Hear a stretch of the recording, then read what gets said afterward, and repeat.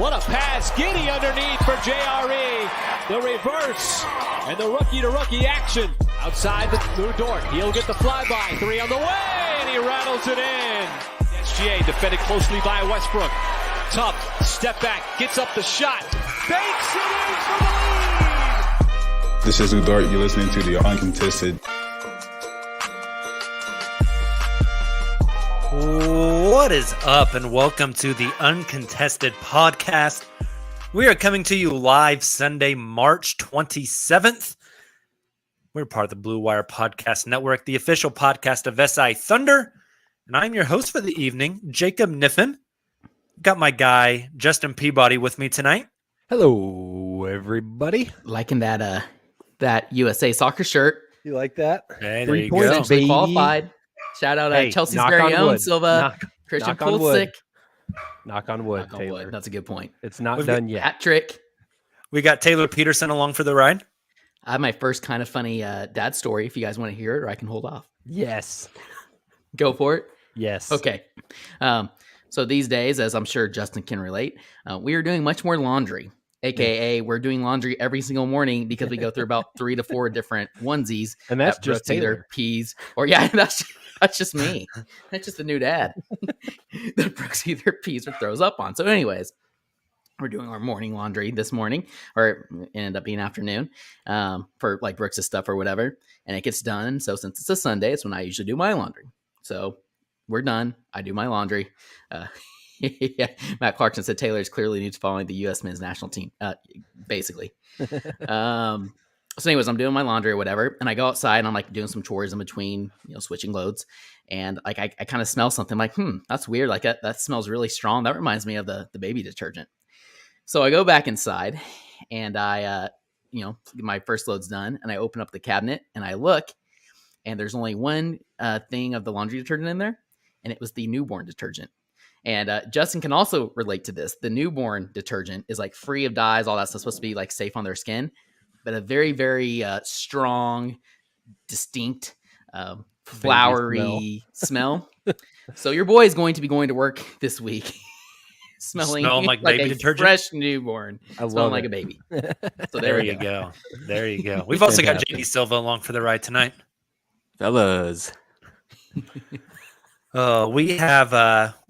We've got a show to do. We've got some tanking to talk about. I feel like that's going to be the theme for the next few weeks. That wasn't the theme already for the previous few weeks of this show. Let's just go ahead and dive into it, gentlemen. First, let's take a week in Thunder review. They went 1-2 this week, including 1-1 against the Orlando Magic. Justin, I believe you did not have an Orlando post game. Nope. Yeah, Silva had an Orlando post game, and then I can't remember who had the other one. But I'm going to ask you guys anyways. Justin, the 2 Orlando games this week, were those the worst basketball games you've ever watched? It's very, very far up there. It was not enjoyable.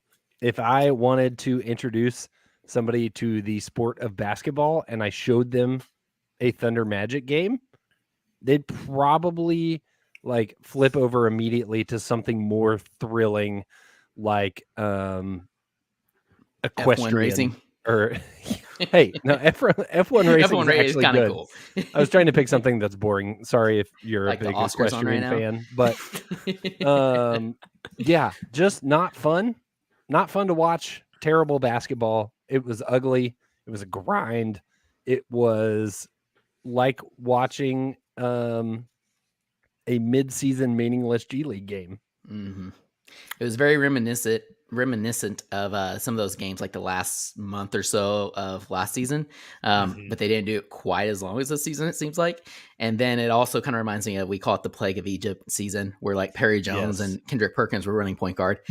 There's a couple games in there that got rough, but I think the worst for me was the 73-point loss to the Grizzlies earlier this season. Yeah, that game was the worst awful. basketball. But these two were up the there. Grizzlies played really good that game.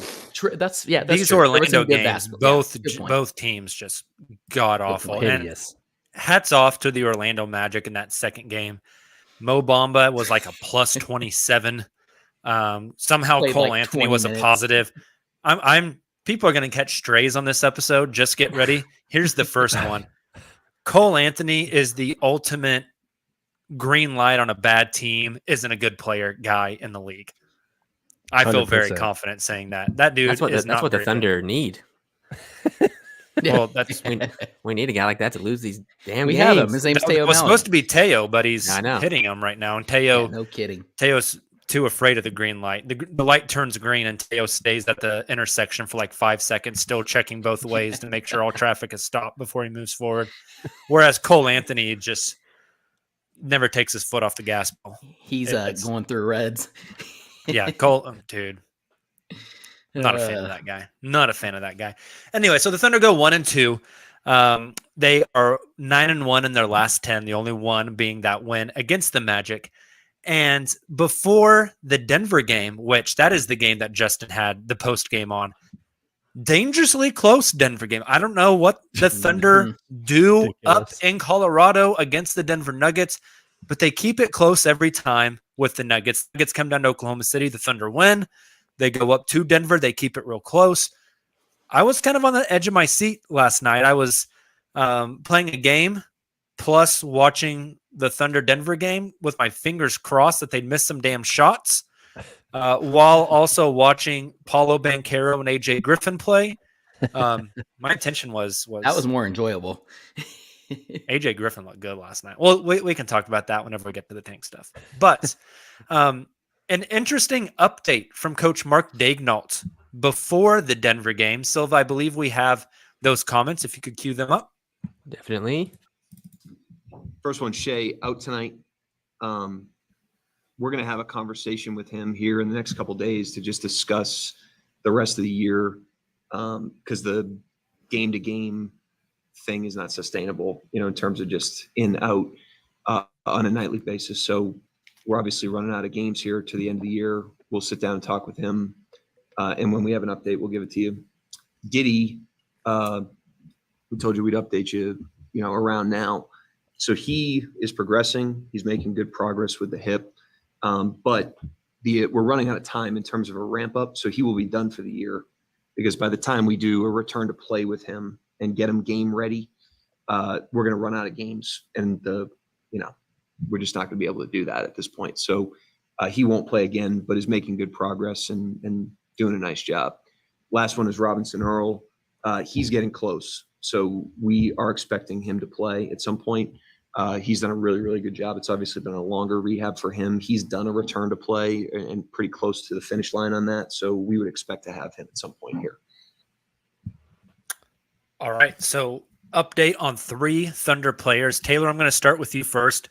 With the first news, well, I guess the second news that they dropped, the Josh Giddey information. Taylor, does it surprise you at all that they've officially announced they're shutting down Giddey for the rest of the season? Not at all. On multiple fronts. I think a lot of like outside media, outside NBA fans or whatever, who just like to get angry to be angry. Oh my gosh, the Thunder are tanking. They got to be stopped. Like this is a legitimate injury, something that's been bothering Josh for a while. And obviously in a season like this season, it's kind of reminiscent of a segment you had on one of your post games not too long ago, Jacob.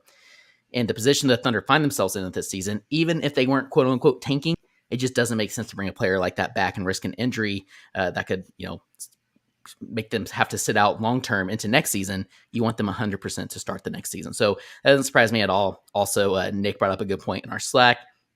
He posted a picture here either last week or the week before of Giddey in New York very randomly on a random weeknight when the Thunder had a game. And since then and before then. It was Monday this week during the Celtics game. But okay. Yeah, the Because Celtics when Trey remember Mann while went he was crazy. there, he tweeted out something about Trey Mann. And he's been on the bench since then and was on the bench before then. It'd be very strange if the Thunder just said, hey, Giddey, go up with your agent to New York and have a shopping day, personal day. One could assume that he maybe was getting that hip checked out.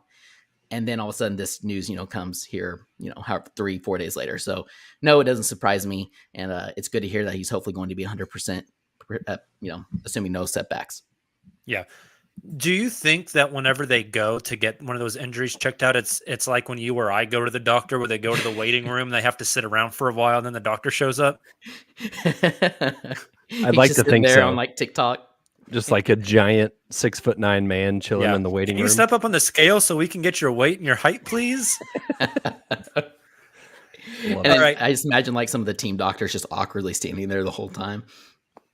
Justin, the first news that Daignault said was that Shea was out for the Denver game. We expected that. And that the team would have a conversation in the next couple of days with Shea regarding the rest of the season. I think the Thunder have, what is it, like, I don't know. I'll have to look at the schedule here. 8 games left. I have how many? 8. There you go. They have 8 games left. He said they're basically running out of time. The day-to-day designation isn't going to work out. They need to sit down and have a conversation with Shea Gilgeous-Alexander. Justin, what do you think that conversation is, and what do you think the result of that conversation is? Where are you going on vacay? And Be sure to report back. Will on you this bring me a date. souvenir? I think that's the conversation is, listen, I think we've done what we need to do. We've seen a lot from you this year. Let's focus on getting healthy, start to head into off-season mindset, work on this, work on that, work on your body, work on your 3-point shot, things like that. I think they're going to transition him into off-season mode. I'd be surprised if that conversation didn't happen this morning, because I don't know if you guys saw this, but Shea was officially listed as out for tomorrow night's game, which is different than the probable, or questionable. Sorry, Yeah. questionable, and then out.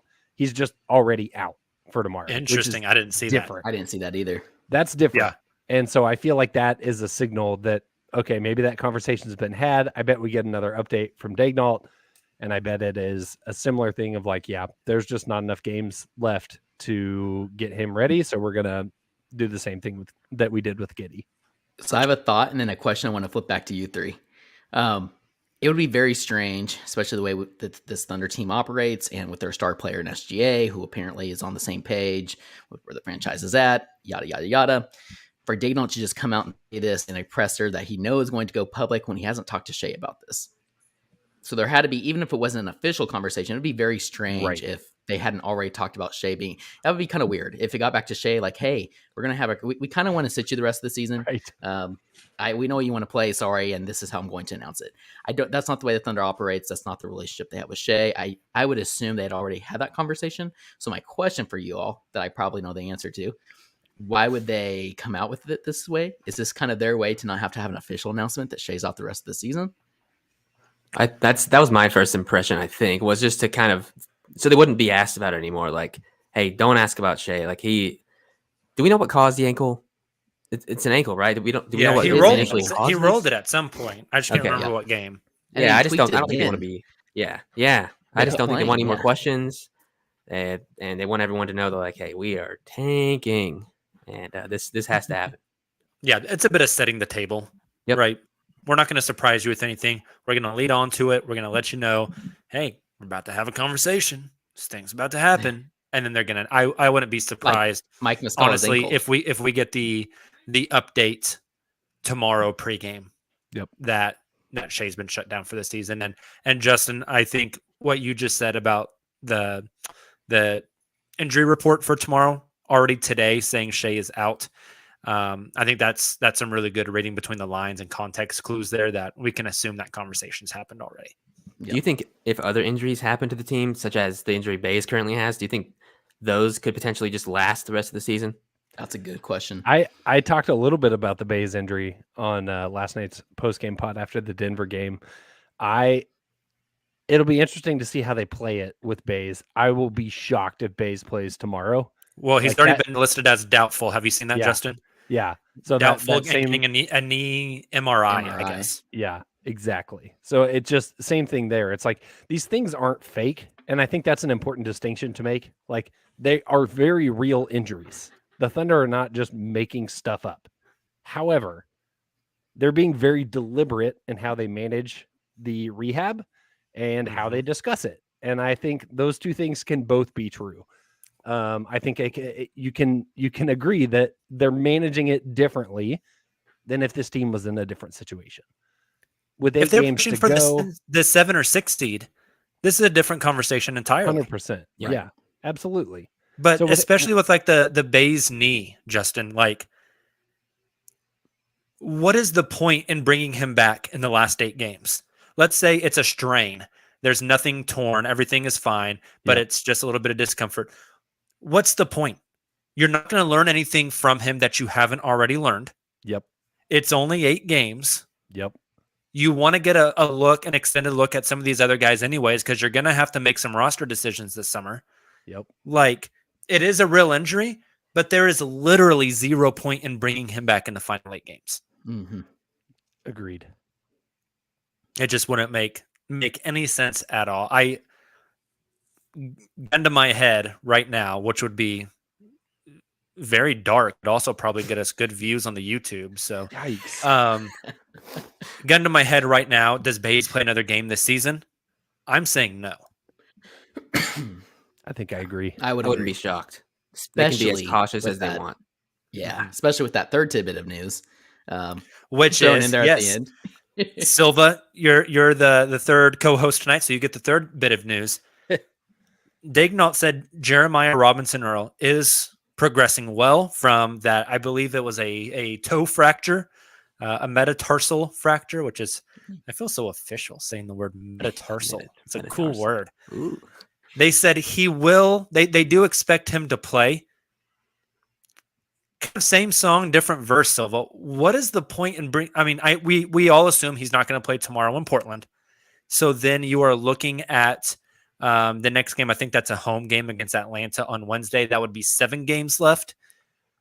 What are you going to learn? What's the point in bringing Jeremiah Robinson Earl back for 7 or less games at the end of the season in the middle of a very clearly deliberate tank? I have 2 points. Point number 1, and this is I just have to admit this to all 3 of you. I kind of forgot about JRE just in general. Yeah, Forgot that about is it. I was like, very oh, fair. oh, Jeremiah.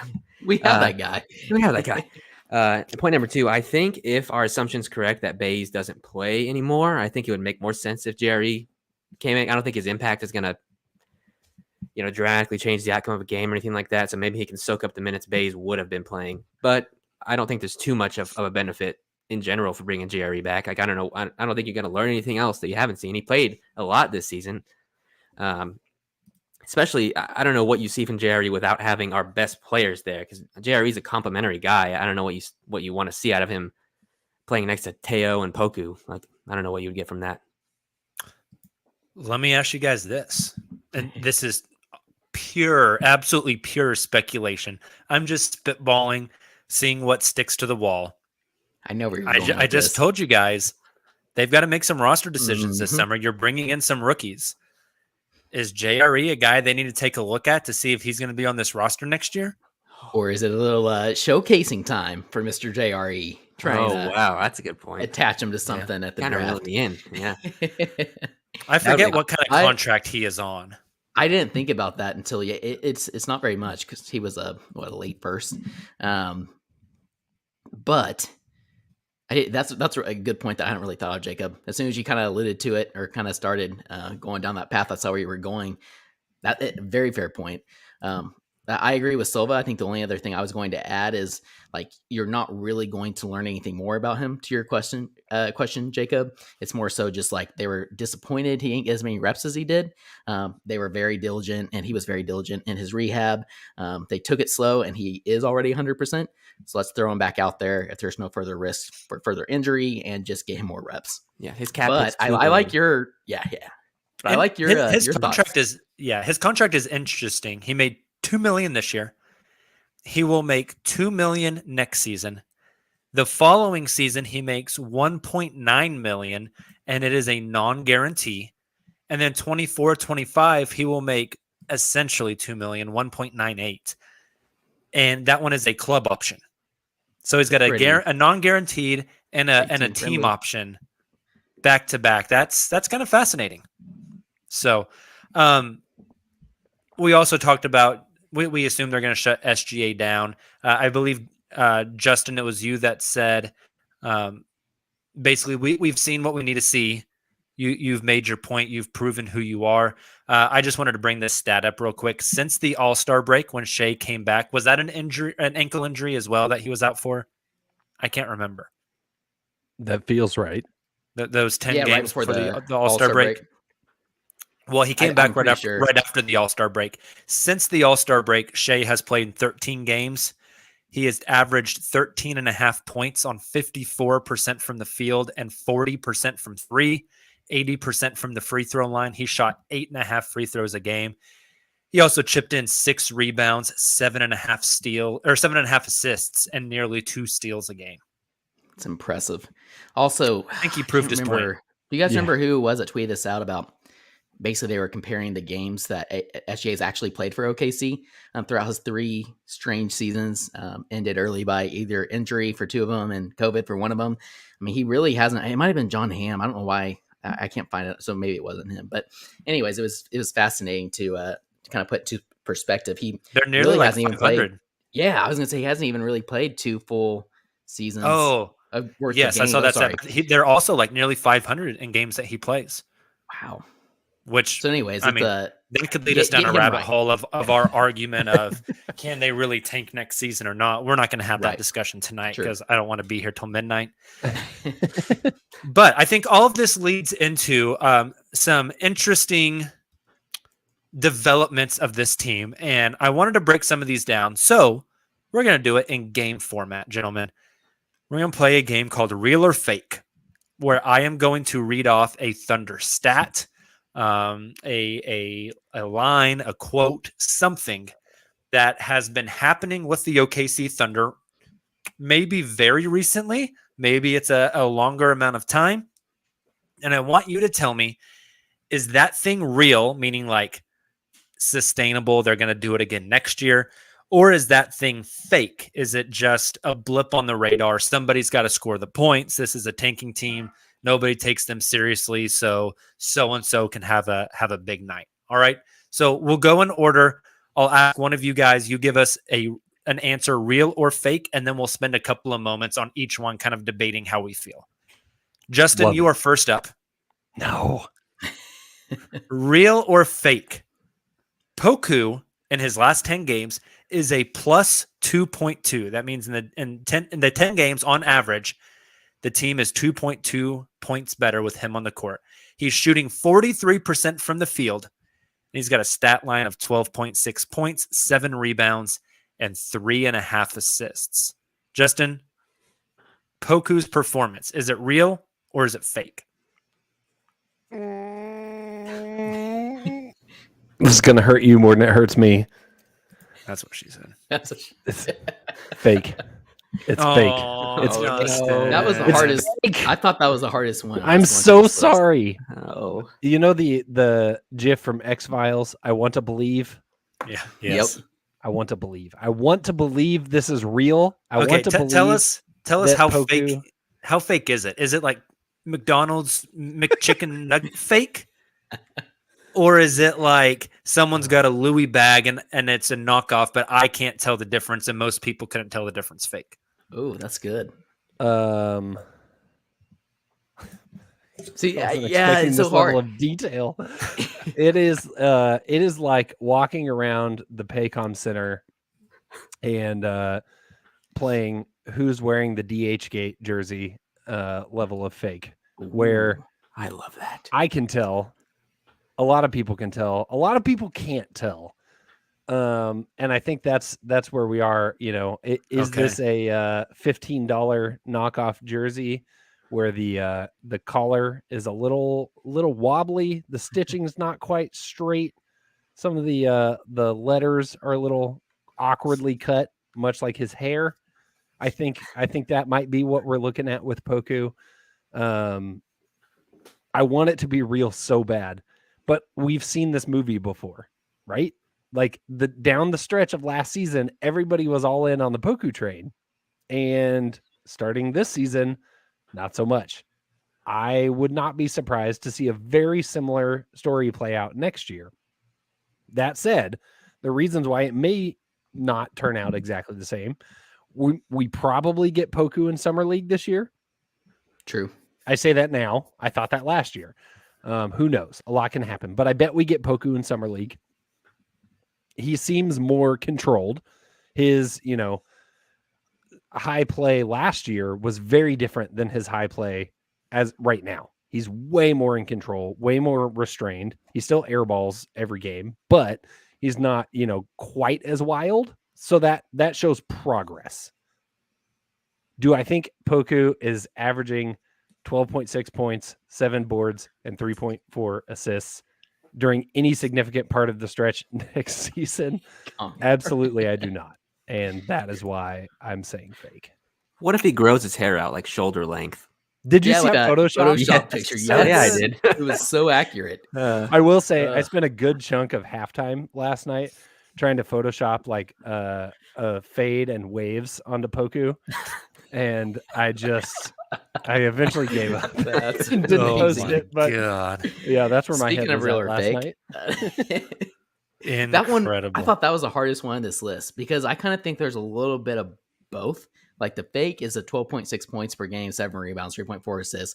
He's just not going to have that opportunity, I don't think, when the full Thunder roster next season is intact and whatever limited role Poku has, he's just not going to have the opportunity. He's going to be part of the Slenderman front court. As Kamiar said, the boy in the striped pajamas. We're gonna front court. We're gonna have Of Veets and 14 Poku. feet and less than 40 pounds of lanky white boys in the Chet. front court next season. The two towers. God, Justin, if they draft Chet, will you please You Photoshop already know. the Lord of the Rings, the two towers That cover? was- with their heads on in the top of college, each tower. in college, my roommate was my same height. We were both 6'7", and so Oh come my intramural gosh. basketball, that was the nickname for our front court was the two towers. Nice. That's amazing.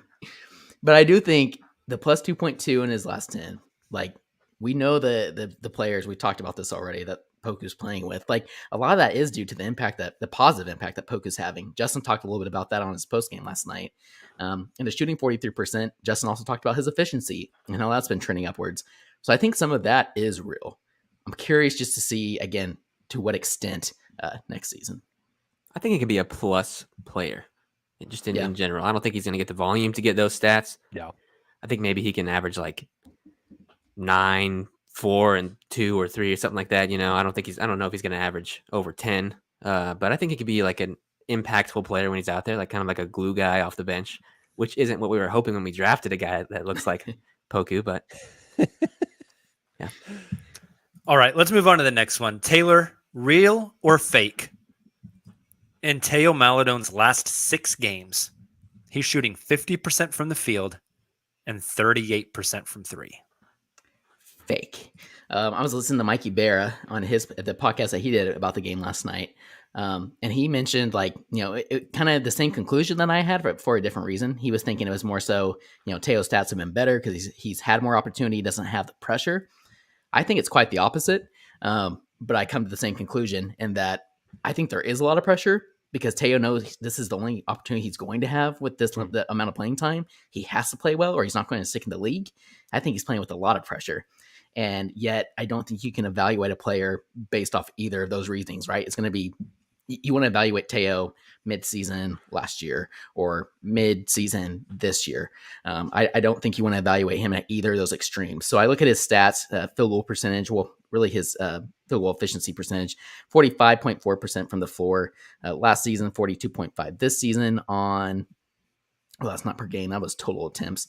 But I was looking at his true shooting percentage, 48.9 last season, 48.5% this season. Like there's not, again, Teo's a very steady player. There's not a lot of peaks and valleys with him. I think this is kind of what you get with Teo.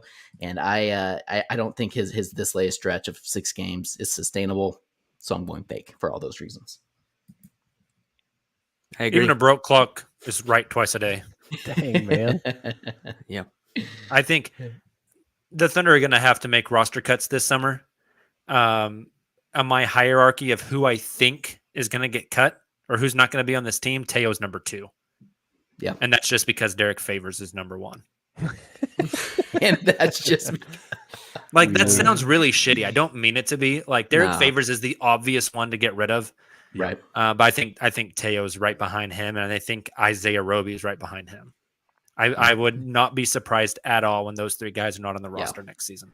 No, I agree. Thunder have a ton of draft picks. They got to make room somehow. Exactly. All right, next one. Silva, this one's for you. Ooh. Real or fake?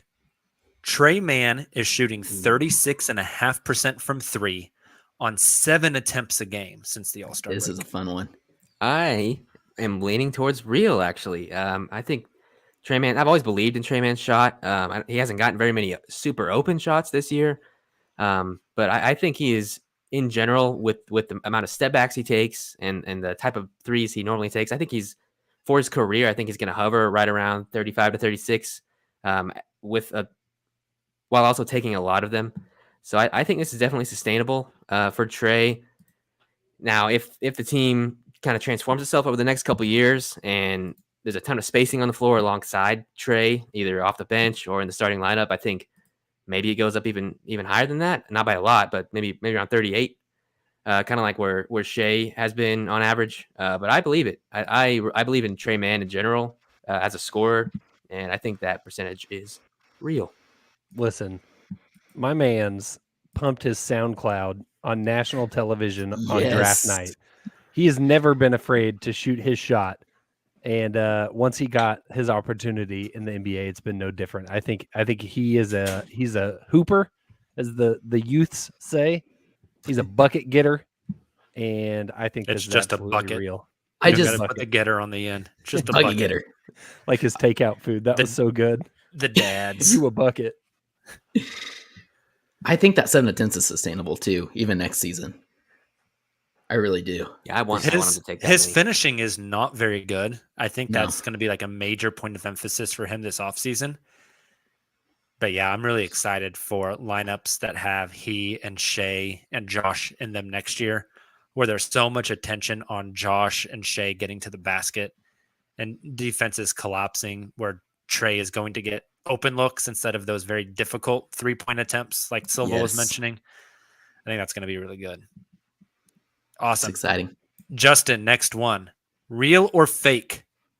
Shea Gilgeous-Alexander being a minus 8.1 per game on average since the All-Star break. That is faker than a Beyond Meat burger. No offense to any of our vegetarians that listen to the show. Listen, you can't just like mush some peas together and call it a burger. That's just not fair. They do that in the UK. Taco Bell meat. Yeah, hey, listen, we do not stand for Taco Bell slander. Hey, I love me some Taco I Bell. love Taco Bell. Clearly high quality opinions here. So here's the reason that's fake. One, it's stupid and I hate it. Two, you have to look at a larger sample size. And I think Silva said this a little bit ago. They're nearly 500 in games that Shea plays over the course of his time with the Thunder, which has had some higher highs and some much, much lower lows than, what we've seen out of him this season. If you look at those 10 games after All-Star break, there were some tough games in there. And I think you can't ignore that. They played Phoenix, they played Denver, Minnesota was playing hot, Utah, Milwaukee, Minnesota again, Memphis. Like, that's a serious slate of games. And so I'm sure the numbers didn't always, net out in his favor, but I don't think you can deny what his value is on the court. Now, granted, when he went out earlier in the season and they went on that like weird winning streak right after he went out, like that was stupid. That's just like one of those quirks of the season. I don't think that says anything about SGA, and that's how I feel about this stat as well. Did you guys see what StatMuse tweeted earlier about the most 30-point games that ended a loss? Yeah. Most 30-point games that ended a loss. LeBron James has 17, SGA has 16, and no other player has more than 9. Pelinka has to be stopped. This tank job is a black eye on the league. Yeah. When will he get tired of all the losing? I think there's StatMuse got completely bodied. Yeah, yes, I they know. did. They had to literally turn their comments off, which was amazing. So You guys know how I feel about analytics. It's very, very important in this day and age in the NBA. I think you can rely on them a little too much to a fault. And I think there's podcasters who do that. I've never been one of those. As you guys know, I like to just kind of go off the top of the head. However, I'm going to be the analytical guy today and say, quote, plus minus is basically a team stat. And it doesn't really, it's not indicative. I mean, and it makes a lot of sense when you think about SGA and the quality players he played with post All-Star break. 100%. Totally agree. And we know that single game plus minus is very noisy, right? I know this is not single game. This is an average over like 15 games, but still like you got to look at also what the team's goals and aspirations are. But looking back at Shea's game logs over those games since the All-Star break, absurdity, dude. Just absolute absurdity. Points 32, 36, 37, 29, 33, 33, 33. 8 is the lone outlier. 31, 32, 34, 26. I mean, dude is just insane. Absolutely, absolutely insane. All right, Taylor, you get the next real or fake. Trey Mann averaging 31 minutes per game since the All-Star break. Is that amount of playing time for Trey real or fake? I'll go fast on this one. Unfortunately, I think it is fake for very similar reasons. A lot of players out. It does not make sense that Trey Mann would be playing 31 minutes per game. If he is next season, that means somebody was traded away, like a Josh Giddey or something wild. I just don't see it. But I think a good minutes per game for Trey next season, once guys like Shea getting everybody's back, probably to start the season, first part of the season, be around that 20-minute per game mark. And then hopefully the hope would be to kind of see that trend upwards as he's playing more alongside those guys. Yeah, I mean, the guards on this team next year are going to be Shea, Josh, Trey. Kind of Lou, but like you could also say he's going to be more of a wing. Yeah. If he doesn't get traded. Yeah. I don't know. There's a lot of guards on this team. They're going to have to do some sort of consolidation there. I mean, Jaden Ivey. I actually, we're not going to go there. I know. Anybody else have real or fake opinions on Trey Mann's points per game? I think 31's high. I think we're going to see it closer to 18 next season. You said I wish points, 31 points per game, right? Oh, points. I'm sorry. Minutes. Yeah, he's not going to have 31. He's not going to average 31 next season. I'm thinking like 20 to 22. I think that's fair. Yeah. 18, 20, 22, somewhere around there. Silva, real or fake? The Thunder are a top 7 team in fewest fouls per game since the All-Star break. So when you look at all the teams in the league, how many times they're fouling per game, the Thunder are in the 7 fewest teams who foul per game. Is that real or is that fake? I think it's real because of how they're coached. They don't make a lot of mental errors as a team. I think Mark always talks about like guys being in the right position, and I think part of that phrase involves not fouling the guy you're guarding. So yeah, I'm not surprised by that at all. I think that'll continue to be a trend in years to come. Interesting. Justin, Taylor, you guys have any thoughts on this? No, I agree completely. We talked about how it just almost doesn't make sense that the Thunder were, for the majority of the season, not recently, a top half defense in the league. At one point, it was like, top 5, top 10, something crazy. Anyways, I think a lot of that is due to it's not so much the personnel as much as it is, like Silva said, the system they have in place. And I think that stat right there is a byproduct of it, as well as some of these others. I wonder how much like game situation or context plays into this, if that makes sense. Like if the Thunder were in a different situation, does that look different? And it's hard to say because the Thunder have played so many close games, like way more close games than their record would suggest. But I do just wonder, like, it's one of those things. It's why it's a cliche about playoff basketball. Right. Of like, the tone changes. I think when you are in that position where you're fighting for whatever, for your seeding, to advance in the playoffs, what have you, when you're in that situation, I think it makes you play differently. So I do kind of wonder how much that affects something like number of fouls per game. Did you guys see it's to that point? Did you guys see the There was like some study that somebody did on basically referees in Yes, the NBA. we talked about this, I think, last week. Okay, that's Yeah. what I was trying to remember. I think The that Thunder maybe that's get what it crappy was. refs, basically. So Right. who knows? Maybe that plays a factor as well. Yeah. They aren't Well, calling fouls. Yeah. And the flip side of that coin, though, I think I'd have to look at like some in-depth data on this, but I would imagine younger players foul disproportionately more than veteran players. Look how many young guys the Thunder play. Yeah. That's a And good they don't, point. Good they point. haven't fouled very much. So Very good point. I mean, and this stat is since the All-Star break when they've been playing guys like Vít Krejci yeah. and Olivier Sarr. It's not like they're playing these vets that are well Right. seasoned and know how to not get calls. It's kind of interesting. Yep. That's a really good point. Justin, real or fake? Since the All-Star break, the Thunder have been dead last in offensive rating. Is this something that's going to continue? Is this a real statistic for this team? That's a hard one to answer. If this team right now is next year's team, then yes. Yes, it will continue. I think that is a real stat in reference to how this team is currently constructed. However, I don't think next year's team is constructed the same way as this year's team.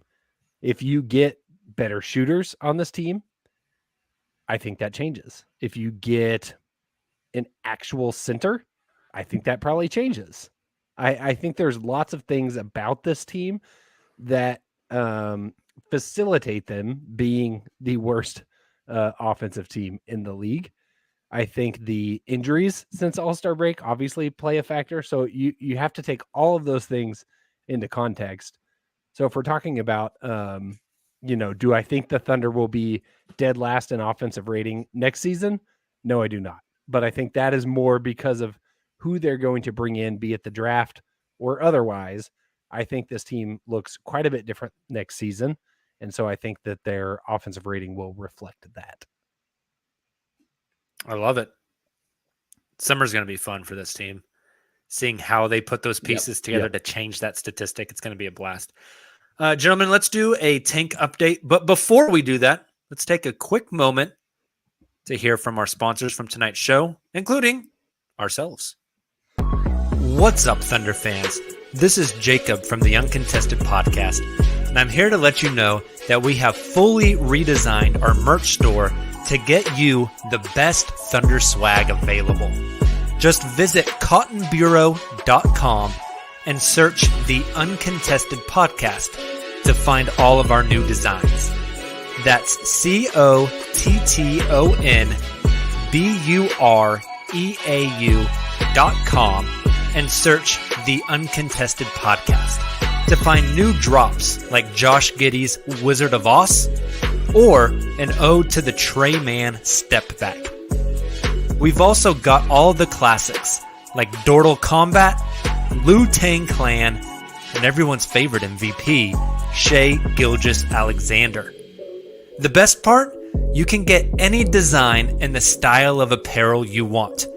So if you're gearing up for the summer and want a tank top, needing a hoodie for the winter in Australia, or you're wanting a Pokemon onesie for your baby, we've got you covered. Make sure to go to cottonbureau.com and search the Uncontested podcast to get your new Thunder gear today.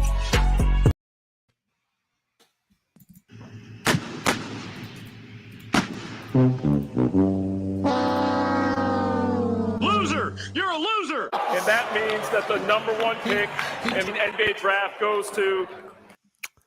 All right, gentlemen. So what we've been building towards, this is our time to shine as a podcast. It's the tank time. Lord have mercy, I'm about to bust. All right. I wanted to spend a little bit tonight talking about all 4 draft picks that the Oklahoma City Thunder have in this upcoming NBA draft. And I want to talk about them in reverse order because I think they're pretty easy to talk about, those last 3, and it's the top one that is the real point of contention. So the Thunder own their own second rounder, and we can assume that that pick is going to be either pick 33 or 34 because the second round has nothing to do with the lottery. The second round strictly goes in order of record. It's looking like the Thunder are going to end with the 4th, maybe the 3rd worst record in the league. We'll talk about that in a moment. But pick 33-34 is a pretty valuable pick. Would you guys agree? Very. Absolutely. Yeah. That's where they got Jeremiah Robinson Earl last season. So Yeah. next, they own the Phoenix Suns first round pick. Gentlemen, I think we're safe. I think we can write this one in pen. It's going to be pick number 30. Pretty fair. Yeah, they're headed for 68 wins. That's insane. Impressive. That's nuts. They've been so good. They Flirting beat with Philly like the tonight. Warriors of how Yeah. many years ago? They've been. If I made you guys guess right now, Phoenix or the field for the title, what are you taking? I've been Phoenix all season, I think. I'm probably taking the field just to play the odds. Yeah, but play the odds, yeah. Yeah, I really like But- Phoenix. I Yeah. hope they win it. I'll I be really rooting do. for Phoenix. Absolutely. Can I just I pulled this up because I was curious, really quick, a history of pick 30 in the NBA draft. Ooh, yeah. Because it's kind of fun, especially Yeah. recent history.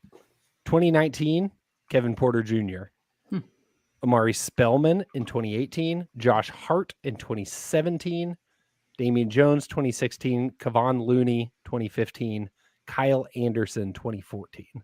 And then if you go back a little more, the ones that stand out, Jimmy Butler 2011, Anderson Varejao, Gilbert Arenas. It's not bad. Like Interesting. it's not bad, especially those kind of like last 5 that I read, or the most recent 5, I should say. It's decent. You can get a real solid guy at this position, and so Definitely. it's not nothing to have that pick from the Suns. It's a bit of a crapshoot, and it's also a lot of trusting your scouting. 100%. And this draft is kind of a crapshoot after you get out of that top 5 or 6, whatever you want to call it, really top 4. I mean, so you could end up with a guy that when we're doing a redraft 5 seasons, 6 seasons from now, that we're like, that guy should have gone top 10. Right. You gotta pick 30. Yeah, so I like that. That was fun, Justin. All right. The next pick the Thunder own is the Los Angeles Clippers pick. And this one's an interesting one. They are far enough behind the Brooklyn Nets now that it looks like this pick will be, at worst, pick number 15. I don't think there's any chance they are passing Brooklyn in the standings in these last 8 or 9 games. I think Brooklyn has a 3.5 game lead on them. Actually, we have Tankathon up on the stream, so let's get it on the screen here. Yes. The Clippers are currently 3 games behind Charlotte. What the heck is going on here? Where did Brooklyn That is go? weird. Where Brooklyn? Oh, they're Brooklyn 14. fell behind. But Huh. that's okay. That's because Brooklyn is now the 9 seed. And so this break, that's what's going on there. Yep. So the Clippers would have to win 3 games more than either Charlotte or Brooklyn to jump up to pick 16. I just don't think that's happening. There's just too few games left. So it's looking like that pick at worst is going to be pick 15. And then there's no Western Conference team that is close enough to them, the Lakers or the Pelicans, to pass them and drop the seeding of the Clippers. So 15 is looking most likely. However, the Oklahoma City Thunder and the fans are hoping that the Clippers will lose 2 straight games in the play-in. That would make them miss the playoffs and drop them to the into the lottery if they lost both those play-in games. And as you can see on Tankathon, if the Clippers drop below that end of the lottery barrier at 16 wins, they immediately go down to pick 13. And there's a chance, depending on how some of those other play-in games go, that it could even get down to pick number 12. So I don't know when those Pretty play-in games good. are. April 12th, April 13th, something like that, because I think the season ends on the 10th. There are going to be a lot of fans of the Minnesota Timberwolves who will play the Clippers in that opening play-in game. There's going to be a lot of Timberwolves fans in Oklahoma City. And if the Timberwolves pull it off, it will be the loser, as of right now, the loser of that Lakers-New Orleans series, that one game Lakers series. Clippers for all the marbles. Let's go. That would be insane. Absurd. Crazy. Insane. We'll have a watch party if that happens. Yes. If it's a win or go home game for the Clippers and for that pick, we're meeting up somewhere in downtown OKC. Love And it. we're inviting everyone out with us. Yes. What's fun is looking at the history of the 15th pick. Compare this to the history of the 30th, and I would argue that the 30th is better in recent history. Interesting. 15th pick, 2019, Siku Dimboya, 2018, Troy Brown, 2017, Justin Jackson, 2016, Juan Hernan Gomez, and 2015, Kelly Oubre. The two obvious, very, very, very, very, very large exceptions, Giannis and Kawhi. Giannis. Yeah. Yeah. But Yeah. like the I didn't realize Those Kawhi are the was exceptions also- to the rule. Yeah. Don't get your hopes up, Thunder fans. Hey, Juan Hernan Gomez is making a movie with Adam Sandler. That counts for something. Hey, Hell That's yeah. right. there you go. It's a pretty cool All right. trailer. Boys, to the important pick. The Oklahoma City Thunder's pick is currently the 4th best lottery odds. I've said that sentence so many damn times, I've lost track. It's kind of insane. They've been in that position virtually all season. Here's the thing, though. Orlando, Houston, and Detroit, and we'll show you here on Tankathon if you're on the stream, all at 20 wins and 55 losses. The Thunder, only 21 wins. Now, the Thunder have played one less game than those other three. The Thunder will match them as far as total games played after they play in Portland tomorrow night. Should the Thunder lose in Portland, which is going to be a task because the Portland Trailblazers are playing guys that I have never heard of before. They're just picking up random dudes off the side of the street at this point. If the Thunder can somehow lose to the Portland Trailblazers, they will be at 21 and 54 and only one game behind Detroit, Orlando, and Houston, who are all tied. So, my question for you all, first one, which position will the Thunder end this season in? Will they have the best lottery odds, second best, third best, fourth best? I don't think there's any chance they slide to 5th at this point. They are too far ahead of the Indiana Pacers.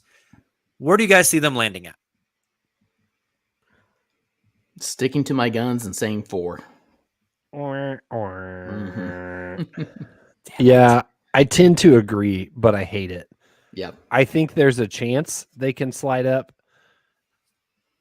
I just don't trust the other teams.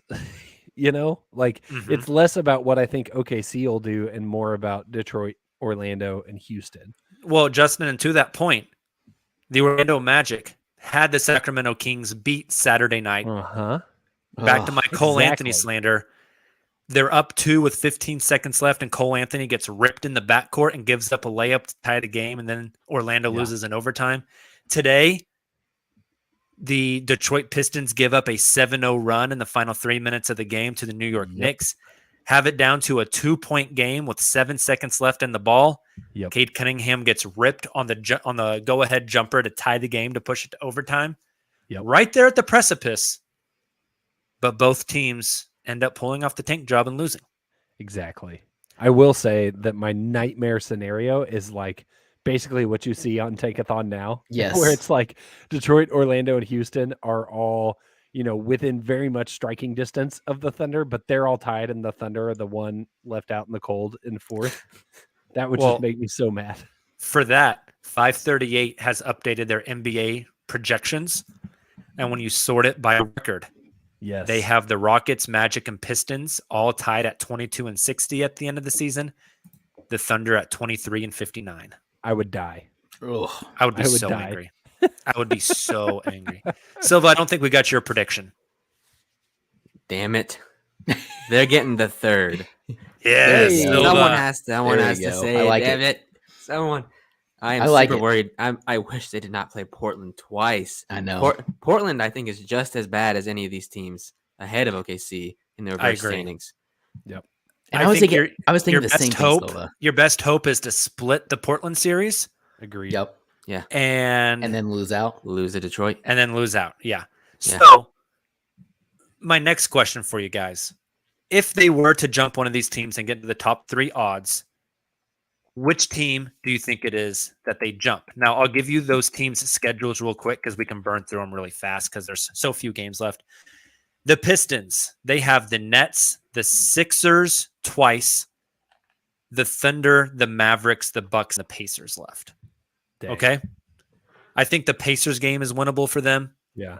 The Thunder game is obviously winnable for them. Those other ones are difficult. Yep. The Brooklyn game is in Brooklyn. 76ers twice, Mavs and Bucks. Ooh. When we look at Orlando's schedule, they have the Cavaliers, who are fighting for their playoff lives, the Wizards, who haven't been great, the Raptors, the Knicks, the Cavs again, the Hornets, and the Heat. So Still maybe tough. 2 winnables there in the Wizards and the Knicks. Now, this one Maybe is they- interesting. This one is interesting. The Houston Rockets, who have won 3 out of their last 4, their remaining schedule: Spurs, Kings, Wolves, Nets, Raptors, Hawks. They could easily win like 3 or 4 of those. Those next 3 games, They'll have to Spurs, take Kings, hard. Kings. They'll have to tank hard. I've never said anything bad about Şengün. Start Şengün. Get I him the ball. I maybe think Detroit is the best chance for OKC to jump because they still have one head-to-head matchup left, which will come next Friday, April Fool's night. Yep. That's a good point. But I might kind of take the Houston Rockets. Agreed. If Houston the- can beat yeah, the of the Sacramento schedules. Kings, who also want to tank and drop below the Indiana Pacers. Yep. Yeah. I was going to say the same thing. Like before you gave me those schedules, I would have said Detroit based off their last 2 games where they've been super close, super competitive. A couple things go right and they win one of those last 2 games. But with that schedule, I'm with you, Jacob. Ooh. I have It a might be dream Houston. scenario. I have a dream scenario I'm working on where one of those teams in the top 4 of the East that are all separated by a half game want to finagle the standings somehow and kind of fix their matchup, and they just rest everyone against one of these teams in the last game of the season. That's what I want. Sounds That'd be familiar. Hits Yeah. too close to home, Silva. I know. Dude, Pull I'm the, telling uh, you, The That's- Daniel Oturu special. Yeah. that season finale game against the Clippers kind of scares the hell out of me. Don't Yep. deja vu. Yeah. All right, gentlemen. So we've kind of broken down where we think the Thunder's going to land, what picks they're going to have. We got Tankathon pulled up. Let's do a sim, and then after we do the sim, let's fuck out like the first 7 picks. You guys game? Even this stresses me out because I know we're only doing it once. One spin, one Yeah. spin to rule them all. Here we go. This spin God. puts Oklahoma City at pick number 5. They just flip flop with Indiana. Ugh, Indiana. So Kill me. Gross. let's go ahead and mock it out. Detroit with the number 1 overall pick. Who do they take? Shaden Sharp. Done. Boom. I think they probably take. I think it's pretty clear they take Chet, right? Jet. Yep. Yeah. Agreed. Houston at pick number 2 is an interesting one. Who does Houston take? It is. And I kind of think they take Paulo. Me too. I kind of think so as well. Yeah. He is a Yes. Houston Rocket. Yes. Okay, They so were let's made for each other. send Paulo Banchero to Houston. Orlando is at pick 3. Who are they Houston taking? strip clubs would have their next James Harden. And it would just be perfect. Who's Orlando taking at 3? Is this one pretty clearly Jabari Smith Jr.? Bari. Yes. Yeah. Yes. Can I throw a wild card in? Yeah. Yeah. Could Shaden. Orlando be the crazy team in the top 3 that breaks the mold and takes Shaden Yes. Sharp? Yes. That's a good one too. Mhm. Look at Or how many Jaden big Ivey. wings they have. Or that's Oh, it could be that's Jaden as well. interesting Also, I mean, the amount of big they have, if Jonathan Isaac ever plays basketball again, they have Franz Wagner, they have Chuma Okiki. Like, they have all these big wings. Maybe they don't go Jaden. Maybe they go fit and they try to get a guard. Kind of an explosive, smaller wing / guard. So who are we Yep. going with Orlando then? I feel like Jabari, like best player available at that point. I think it's I kind of think so probably too. Jabari. Okay, I do then like let's send Jaden Ivey Jabari there. to Orlando. Who does Indiana take? I think they take Ivy if he's on the board. Agreed. Mm-hmm. Him and Halliburton. are Isn't Purdue fun. in Indiana? Yeah. Yes, it is. Oh, that's a good point. Too much Yeah. sense. Makes There we sense. go. Okay, so the top 4 off the board are gone. The Thunder are sitting there at pick number 5. This is where it gets fun because I think we're looking at potentially Shaden Sharp, AJ Yeah. Griffin. Matherin, Yeah, and I think Matherin's a Presti guy. I've been right? thinking about that. I I feel want pretty them to good. take Sharp. I feel pretty good about Sharp here. I would want Yeah. them to take Sharp. I would feel I the feel like best they'll take somebody off the wall like Matherin here. Yeah. But They took I'll say Keegan Sharp Murray for the sake here. of this exercise. If Oh they my took gosh. Keegan Murray here, my stream on draft night will cut out and you guys will never see me again because I'll be dead. I will be You're a screaming corpse. in the background. Sharp is the I don't highest think ceiling Presti would pick do there, that. right? Do what? I think that's not even close. Yeah, Oh, high Sharp ceilings. has the highest ceiling out of the guys there, yeah, and that's I'm with slot. you. Yeah. All right. I think we collectively want Sharp. Nobody knows what Presti will do. I have not watched a minute of this guy play basketball, to be honest. Yeah, But I love think a him lot and of I people need have. him.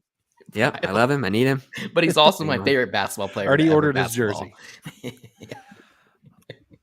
All right, gentlemen, let's finish up the night with a trip around the association.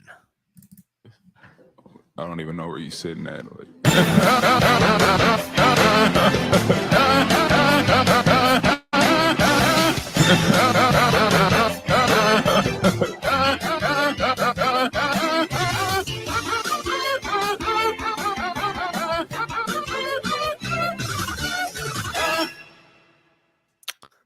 All right, gentlemen, 3 things for around the association tonight. First off, we have to mention it. The Miami Heat. Heat culture, baby. Nothing like that culture down in Miami where apparently Jimmy Butler took offense to something that happened during a timeout in the middle of a game. He and Udonis Haslem had to be separated. Udonis Haslem apparently wanted to put his hands on Jimmy Butler. Jimmy Butler apparently wanted to put his hands on Eric Spoelstra. You want to fight It me? almost led to a physical altercation. My favorite part is when Kyle Lowry looks like he doesn't know what the hell to do and calls for another timeout, which I thought was hilarious. Things are not all rosy down in Miami.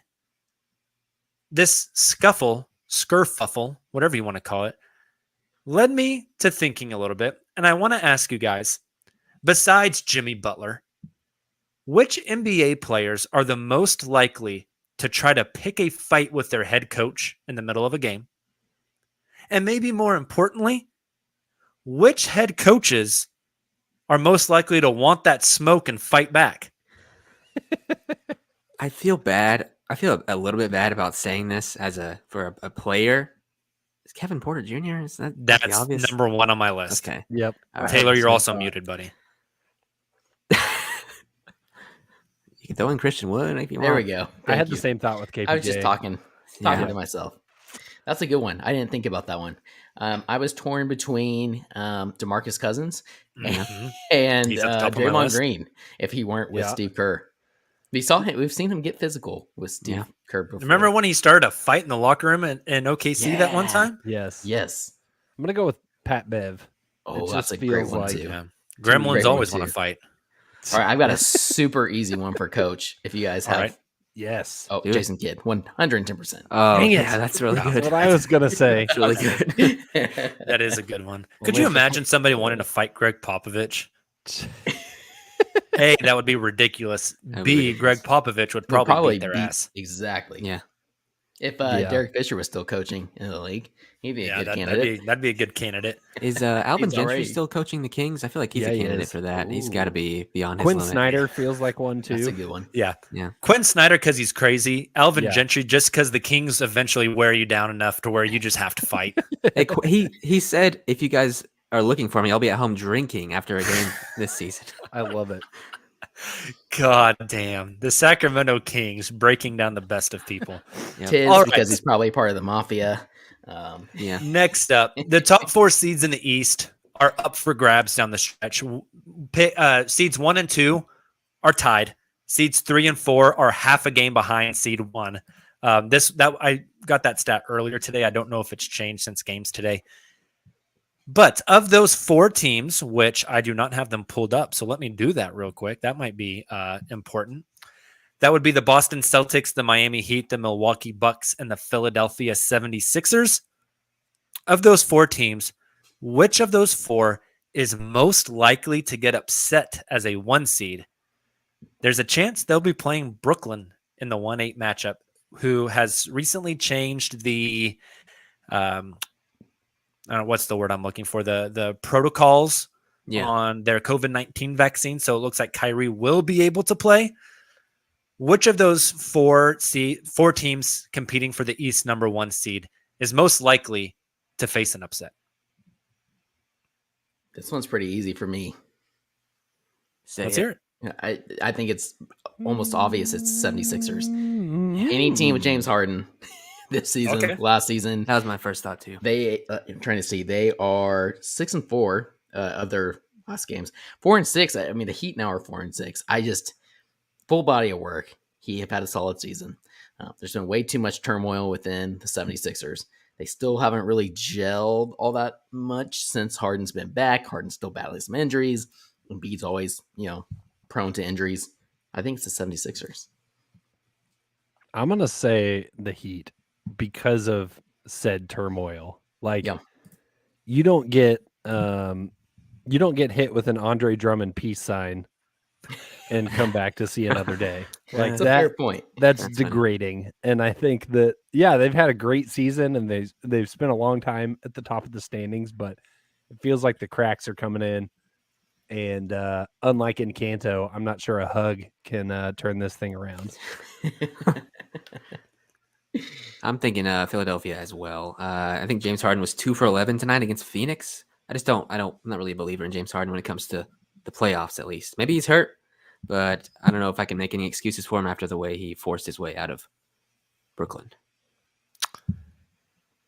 Yeah, I think those two teams, both the 76ers and the Miami Heat, are the top contenders there. I'm ready to go out on a limb, guys. I think the Boston Celtics might be in the finals. Woo! I've been thinking that today too. I like it. They blew everybody out. Time Lord got hurt today. Yeah, that sucks. So that's going to play a huge role.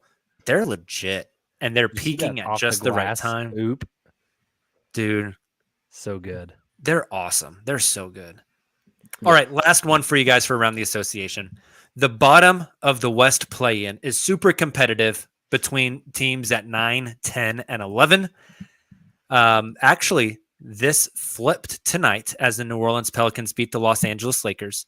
So the Pelicans are at 32-43. The Lakers are at 31-43. And the San Antonio Spurs at 30-44. So my question for you guys, because the Portland Trailblazers are clearly tanking, and the Clippers are way too far ahead. So these three teams are on an island: the Pelicans, the Lakers, and the Spurs. 9 and 10 will play each other in the play-in tournament. 11 is left out. Give me those three seeds in the West, 9, 10, 11, in order after the last day of the season. What do you got? Pelicans are 5-5 in their last 10 of their last 10. Lakers 3-7, Spurs 6-4. Like, yikes! I really want to say the Lakers are the ones left out. Pelicans stay at 9, Spurs slide up to 10. Lakers have a really difficult schedule coming out. They play Dallas, Utah, New Orleans, Denver, Phoenix, Golden State, Denver.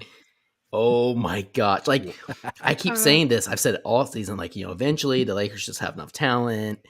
They'll make it to the play-in. They'll fight their way out of the play-in. And then maybe they lose in the first round, but they're at least going to get to the playoffs. But I don't believe that anymore. And based off what Silva just rattled off, like that's a really good point. I think I'm going to go ahead and put it on record. I'm changing course from what I said preseason and all season. Pelicans 9, Spurs 10, Lakers just are ready to get the season over with.